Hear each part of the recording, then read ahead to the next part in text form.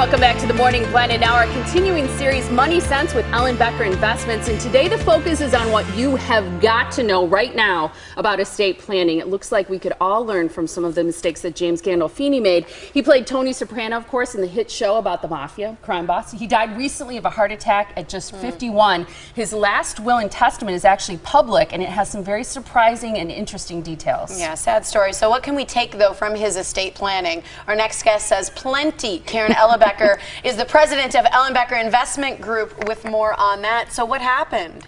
Can I draw a picture? Yes. For example, we call up James and we say, we'd like you to come to this meeting. And so he comes into this big room and he sees his entire family and beneficiaries around the table. And all of a sudden, he realizes that it's the first meeting after his death. So he's looking down at his family, but he can't say a word. What do you think they're doing? They're fighting about money. They're not sitting there saying, oh, look what he did and how he protected us and took care of us. They're fighting about money. He has two wives, one that gets money, one that doesn't. He has a 14-year-old son that's getting $7 million that the wife, the ex-wife, is going to be able to control. He's got a little baby. The government's going to take somewhere between state and federal taxes of his $70 million estate, somewhere between $35 and $40 million. Now, I'm going to step out on the line here and say I think he had an incompetent attorney, because 6 weeks before he died, he did a will. Okay. And he had no tax planning. He had no planning for these children when they turned 21 or 18.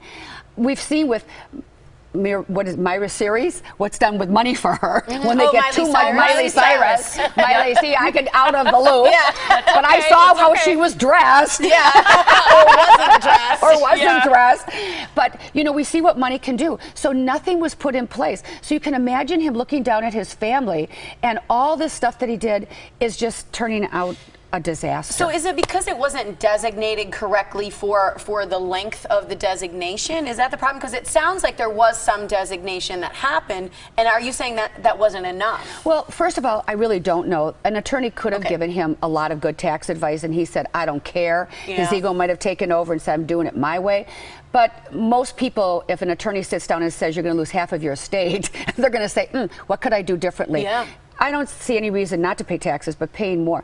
What he didn't do is he didn't look at every scenario and say, what happens to this little 2-year-old? What happens to the fortune? What happens to the wife? He gave money to his sisters.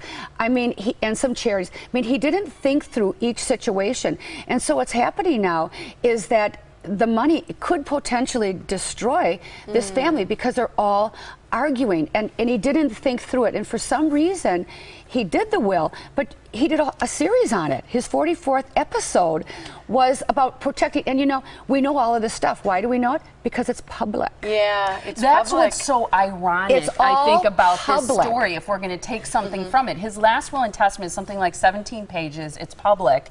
But he did this episode on The Sopranos where he was advised by a fictional CPA to create a revocable living trust and all of these things. And it's too bad that in real life he didn't follow some of that good advice. So let's talk about what we can then learn from his mistakes potentially. So first of all, make sure that your attorney specializes in estate and tax planning is key. The reason I say that is because most people don't know the questions to ask.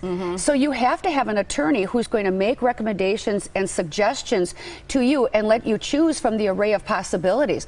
But if you don't know the questions and they're not asking you about them, the plan could be a vanilla plan that doesn't really meet your particular needs. The other thing I'll say is a lot of times people don't want to share their information, so they don't want to tell everything if they have a child who has a disability or a family member who maybe has an addiction of some sort. So sometimes they don't give enough information for the attorney to do a good job. Right. So what's the benefit of the revocable living trust? Well, one thing is a will is a ticket to probate court. Probate court is a public process.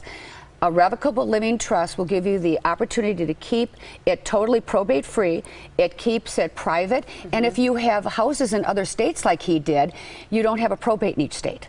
Oh, okay. And one of the things that we've talked about so many that is so dear to my heart is one of the things you can do is a lifetime credit protection trust within a will or a trust, and it protects in an event of a divorce. So think about this son who's getting $7 million, he goes out and buys this great big house, gets married, and ends up getting divorced, and he has to split his inheritance because it wasn't protected. Gotcha. Yeah. You also say consider putting in place co-trustees with your children to help them learn to manage money. Yes. So, for example, Co-trustees. my son, who is older but also has never managed money, when he inherits the money, he inherits it in a trust, a lifetime credit protection, but he will be co-trustees for, I think I've got it in 6 years, where he can learn to manage the money.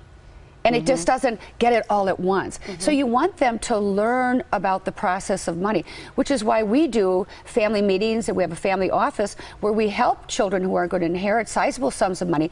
And you know, to kids, sizable sums of money is any money. Yes, right. It's true. I mean, it is. And you want to make sure point. that Yes. they're managing it correctly and not blowing it and doing the things that are going to make sure that the what you wanted to happen will hopefully happen. If they get $50,000 or 50 million or 5 million or whatever, $50,000 to an 18-year-old or a 21-year-old seems like it'll last them forever. Absolutely. I agree. And be careful with blended families, you say, Yes. because it can be tricky and you need to think through all the possibilities and then update as your life changes. So Yes. first of all, you can get a free peace of mind checklist. This is a great list of documents that you should have in order. It lists documents I've never even does. thought of. 262-691-3200 is how you can reach Karen, or you can just email one of the people in her office. That's Tracy@ellenbecker.com. Now, if your will or trust is outdated, you can call Karen. If you do not have an estate plan, you really should think about doing that right now and calling Karen. Or if you're considering a lifestyle change, it's great to ask questions too. So get in touch with Karen by calling 262-691-3200.